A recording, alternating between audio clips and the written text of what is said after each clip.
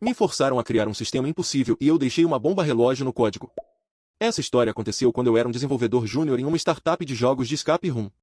Sim, aqueles jogos onde você fica trancado em uma sala e tem que resolver puzzles para sair. A empresa tinha várias salas físicas e estava expandindo rapidamente. Eu fui contratado como desenvolvedor web júnior, ganhando $8,50 por hora. Para quem está fazendo as contas, isso dá menos de $18.000 por ano trabalhando tempo integral. Um salário de fome, especialmente na Califórnia. Meu trabalho inicial era simples: manter o site da empresa, fazer atualizações, criar páginas para novas salas. Coisas básicas. Mas logo descobri que a empresa tinha problemas muito maiores. O sistema que controlava as salas de escape era uma bagunça. Cada sala tinha seu próprio sistema independente, programado por diferentes pessoas ao longo dos anos. Não havia integração, não havia padronização, não havia nada que fizesse sentido. Quando um cliente reservava online, alguém tinha que manualmente inserir a informação no sistema de cada sala. Quando algo quebrava, ninguém sabia como consertar porque ninguém entendia como funcionava. Um dia, o dono da empresa, que vou chamar de Marcos, me chamou na sala dele. Junto com ele estava o gerente de TI, um cara mais velho chamado Derek que claramente não gostava de mim desde o primeiro dia. Marcos explicou a situação: eles precisavam de um sistema central que integrasse todas as salas. Um sistema onde os funcionários pudessem monitorar todas as salas simultaneamente, controlar efeitos especiais remotamente, gerenciar reservas automaticamente e coletar dados de performance. Quanto tempo você acha que leva para fazer isso? Marcos perguntou. Eu pensei na complexidade. Eram 12 salas diferentes. Cada uma com seu próprio hardware proprietário. Seria necessário criar apps de comunicação, um painel de controle unificado, integração com um sistema de reservas, banco de dados robusto. No mínimo 6 meses de trabalho focado para uma equipe pequena. Com uma equipe de 2 ou 3 desenvolvedores, provavelmente 6 meses, eu respondi honestamente. Marcos riu. Não, não. Você vai fazer sozinho. E preciso disso em 2 meses. Eu achei que era piada. Não era. Derek complementou: olha, você é novo aqui e precisa provar seu valor. Se você conseguir entregar isso, vai abrir muitas portas para sua carreira. Se não conseguir... Ele deixou a ameaça no ar. Eu perguntei sobre hora extra, já que seria um projeto intenso. Derek disse que não tinha orçamento para isso. Eu perguntei sobre equipamentos adicionais. Também não tinha. Eu perguntei sobre acesso à documentação dos sistemas das salas. Derek disse que eu teria que descobrir sozinho. Era uma armadilha. Eles sabiam que era impossível. Se eu falhasse, tinham desculpa para me demitir ou me culpar pelos problemas. Se por algum milagre eu conseguisse, eles teriam um sistema de milhões de dólares pelo preço de um estagiário. Mas eu estava desesperado. Era meu primeiro emprego na área. Precisava de experiência. E Derek tinha deixado claro que me daria uma péssima referência se eu não cooperasse.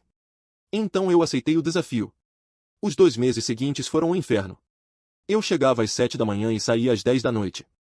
Todo dia. Incluindo fins de semana. Sem compensação, sem reconhecimento, sem ajuda. Passei as primeiras 2 semanas só fazendo engenharia reversa dos sistemas existentes. Descobri que metade estava rodando em hardware obsoleto. 1/3 usava protocolos de comunicação proprietários que não tinham documentação.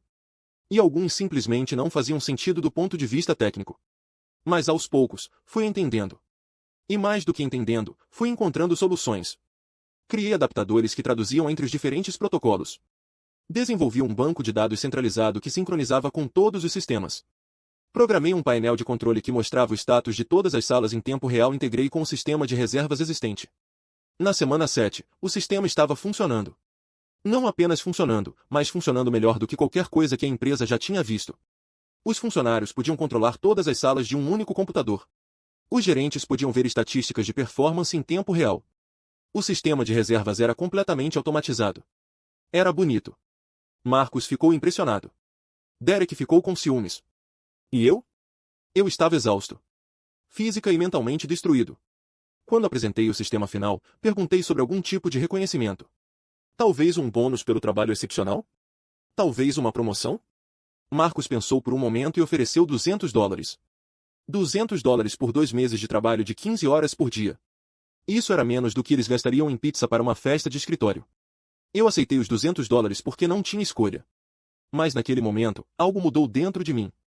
Nas semanas seguintes, enquanto o sistema era implementado nas salas e começava a ser usado, eu fiz algumas modificações. Pequenas adições que ninguém percebeu. A principal era o que eu chamava internamente de Dead Main Switch. O sistema tinha uma verificação silenciosa que rodava em segundo plano. Toda semana, ele checava se meu login de desenvolvedor ainda estava ativo no sistema. Se o login fosse removido ou se eu não fizesse login por 30 dias, uma flag era ativada. A flag não fazia nada imediatamente. Mas depois de 30 dias ativa, o sistema começaria a apresentar problemas técnicos. Nada dramático no início. Pequenos atrasos. Desconexões ocasionais. Bugs intermitentes. Se a flag ficasse ativa por 60 dias, os problemas escalariam. O sistema começaria a mostrar mensagens de erro crítico. Funcionalidades parariam de funcionar aleatoriamente. E se chegasse a 90 dias, o sistema inteiro entraria em modo de manutenção, exibindo uma mensagem que dizia: sistema temporariamente indisponível. Contate o administrador. Eu não tinha intenção de usar isso.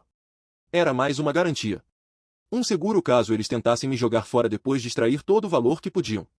E adivinha o que aconteceu 3 meses depois?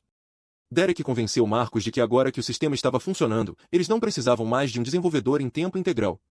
Seria mais econômico contratar freelancers conforme necessário. Fui chamado para o escritório e informado que minha posição estava sendo eliminada. Derek parecia particularmente satisfeito ao me entregar os papéis de demissão. Não leve pro lado pessoal, ele disse com um sorriso falso. É só negócios. Eu assinei os papéis, peguei minhas coisas, e fui embora.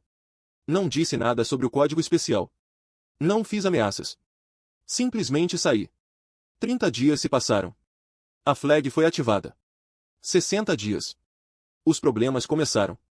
Recebi algumas mensagens de ex-colegas perguntando se eu sabia o que estava acontecendo com o sistema. Respondi que não fazia mais parte da empresa e não poderia ajudar. 75 dias. Derek entrou em contato diretamente. O tom era muito diferente agora.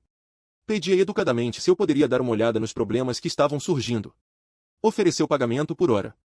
Eu recusei educadamente, dizendo que estava ocupado com novos projetos. 90 dias. O sistema entrou em modo de manutenção no meio de um sábado lotado. 12 salas de escape, todas com reservas, todas paradas. Centenas de clientes furiosos. Milhares de dólares em reembolsos. Marcos ligou pessoalmente. A arrogância tinha desaparecido. Ele estava desesperado. O que você quer? Ele perguntou. Nome seu preço. Eu pensei por um momento. O sistema tinha gerado, segundo minhas estimativas, cerca de $500 mil em eficiência operacional e novas receitas nos meses em que funcionou. E eles tinham me pago $200 de bônus. $50 mil, eu disse. Mais um contrato de consultoria de 5 mil por mês pelos próximos 12 meses. Pagamento adiantado. Marcos ficou em silêncio. Eu podia ouvir Derek gritando algo no fundo. Fechado, Marcos disse finalmente. O dinheiro entrou na minha conta naquela tarde. Eu acessei o sistema remotamente, desativei a flag, e tudo voltou a funcionar em minutos. Cumpri o contrato de consultoria fielmente. Respondia dúvidas, fazia manutenção quando necessário, treinava funcionários. Fui completamente profissional. Mas durante esses 12 meses, também usei meu tempo para procurar e conseguir um emprego de verdade. Uma empresa que me valorizava, que pagava bem, que tratava desenvolvedores como profissionais e não como recursos descartáveis. Quando o contrato de consultoria terminou, eu já estava estabelecido no novo emprego. Entreguei toda a documentação, removi meus acessos, e me despedi profissionalmente. Derek foi demitido alguns meses depois. Aparentemente, Marcos finalmente percebeu que a estratégia de explorar funcionários e depois descartá-los não era sustentável. Ou talvez ele só estivesse procurando alguém para culpar pelos problemas. Olhando para trás, o que eu fiz foi eticamente questionável. Provavelmente. Eu criei um código que poderia prejudicar o negócio e as pessoas que trabalhavam nele. Mas eu também fui explorado sistematicamente por pessoas que sabiam exatamente o que estavam fazendo. Eles me pagaram salário de fome por trabalho que valia fortunas. Me ameaçaram para garantir minha cooperação. E me descartaram assim que acharam que não precisavam mais de mim. A bomba relógio no código era minha única garantia. E no final, funcionou exatamente como planejado. A lição aqui não é que você deva sabotar sistemas. A lição é que empresas que tratam funcionários como descartáveis não podem reclamar quando esses funcionários se protegem de formas criativas. Se você valoriza um desenvolvedor, pague ele direito. Trate ele com respeito. Não assuma que você pode extrair valor infinito e depois jogar a pessoa fora. Porque código é poder. E o desenvolvedor que criou seu sistema é o mesmo que sabe exatamente como quebrá-lo. No meu caso, essa foi a diferença entre ser jogado na rua sem nada e sair com $110 mil no bolso. Karma, pessoal. Às vezes você tem que dar uma ajudinha para ele funcionar. Se você curtiu, deixa o like, comenta o que achou, compartilha com um amigo e segue a gente para mais histórias.